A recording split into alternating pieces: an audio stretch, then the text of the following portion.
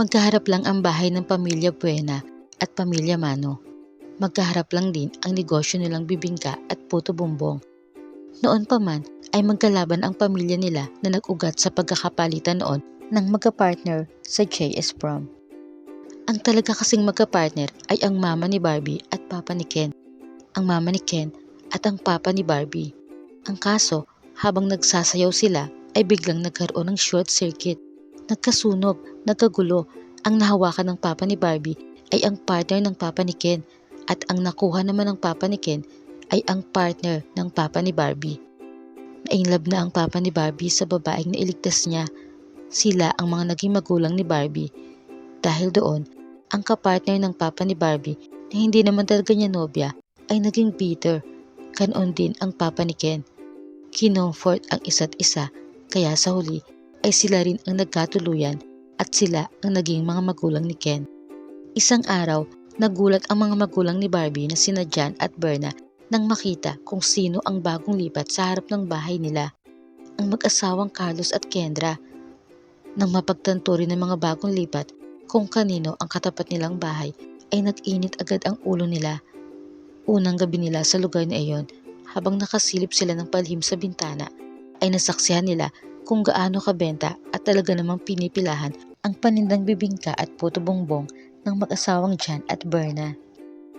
Dahil doon ay naisip nila na tapatan ang negosyo ng mga ito. Nagpagawa sila ng tindahan sa harap ng bahay nila at ang produkto ay tulad din sa bibingka at puto bongbong ng kinaiinisan nilang mag-asawa. Nakahakot agad sila ng mga customers. Ang ibang mga suki ni Jan at Berna ay naglipatan sa kanila dahil sa pasunod nilang masarap na tsaa. Ngunit hinahanap-hanap pa rin ng mga mamimili ang kakaibang lasa ng bibingka at puto bongbong ng pamilya Buena, kaya balik sila rito. Kaya nag-isip na naman ng panibagong strategy ang pamilya Mano. Ang sugat ng kahapon ay muling nanariwa sa pagitan ng dalawang pamilya, lalo pa at dati rin pala silang magkakaibigan bago nag-partner-partner sa JS Prom, hanggang sa nagkapalitan na nga at nauwi sa hindi sinasadyang pagka-inlove nila Jan at Berna sa isa't isa. Habang ang dating magpa-partner ay patuloy na nagbabangayan sa muli nilang pagkikita, ang anak na binata ni na Carlos at Kendra ay lihim namang nagkakagusto sa anak na dalaga ni na Jan at Berna. Ganon din naman ang dalaga, natitipuhan din niya ang binata, ngunit hindi lingid sa kanila ang istorya ng kani-kanilang mga magulang. Isang araw, nagpunta sa mall ang mag-asawang Mano habang ang mag-asawang Buena ay umattend naman ng birthday ng isa nilang kaibigan. Kaya sina Barbie at Ken ang nakatao sa kani-kanilang pwesto. Hindi nakatiis si Ken. Nilapitan niya si Barbie para iabot ang ginawa niyang special puto bongbong para talaga rito. Inamoy-amoy iyon ng dalaga at tinanong kung wala raw ba iyong lason. Natatawang sinabi ni Ken na hindi niya lalasunin ang babaeng nasa puso niya. Kinilig si Barbie kaya inalok din niya ng bibingka niya si Ken.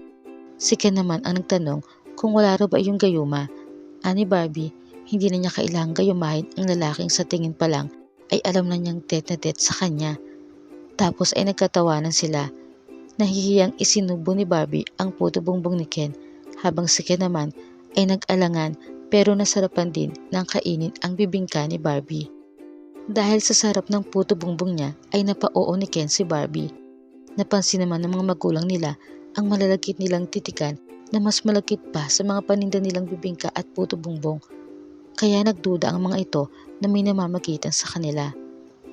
Nang makumpirma ng mga magulang mula sa kapitbahay nilang si Aling Marites ang ginagawang kainan ng dalaga at binata sa tuwing naiiwanan ang mga ito sa tindahan, ay parehong umusok ang tenga ng mga ito. Sa pagkakataong iyon ay nagkatalakan sila ng sobra kaya todo awat ang dalaga at binata. Masasakit na salita ang ibinato ng mga pasaway na matatanda sa isa't isa. Nung una ay kinagagalitan nila si Barbie, maharot daw ito, at si Ken naman ay bulero. Pero maya-maya lang ang bungangaan nila ay nauwi sa tunay na dahilan kung bakit lumipas ang panahon na may bigat sa mga dibdib nila.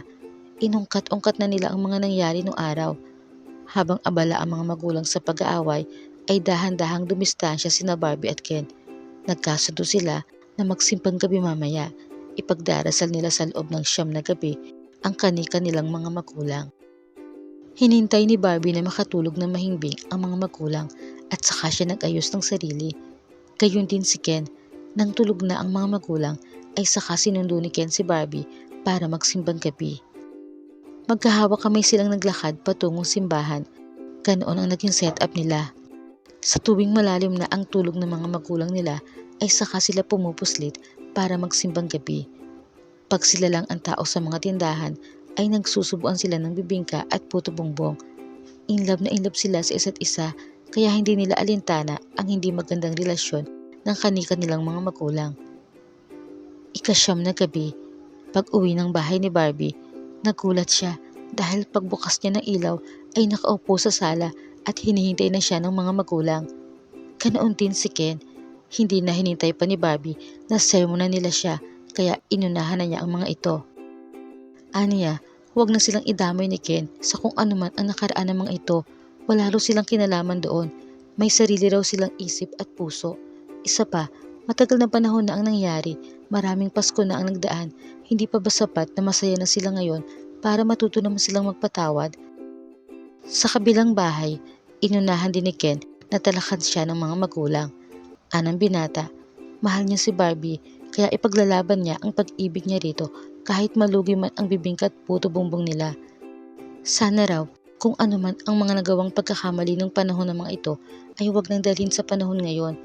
Buhay sila, may bahay, may tubig, may ilaw, nabibili ang mga kailangan, higit sa lahat walang sakit. Hindi pa raw ba sapat ang mga blessings na yon para makalimutan ang mapait na kahapon? Inawat ni na Carlos at Kendra si Ken sa pagtalak nito. Anila, kaya lang naman daw nila hinihintay ang binata ay para ipaabot sa mag-asawang Jan at Berna ang gawa nilang espesyal na puto bongbong para sa mga ito. Napalunok si Ken sa tuwa at hindi makaimik, niyakap na lang ang mga magulang. Sa kabilang bahay, nagkatingin na naman ang mag-asawang Jan at Berna. Pinahinturi nila si Barbie sa paninermo nito sa kanila dahil kaya raw nila inabangan ang pag-uwi ng dalaga ay para ipabigay kina Carlos at Kendra ang ginawa nilang espesyal na bibingka para sa mga ito. Natulala si Barbie, hindi niya yun inaasahan mula sa mga magulang. Habang magkatabing nagluluto ng puto bongbong at bibingka sa pinagsosyo na nilang negosyo, hindi pa rin makapaniwala ang dalawa na dininig agad ng Diyos ang panalangin nila matapos nilang mabuo ang simbang gabi. Para sa kanila, isa iyong milagro. Na ma-realize ng mga magulang nila na panahon na para alisin ang bigat sa mga dibdib nila at magkasundo na lang para sa mas maayos at payapang buhay.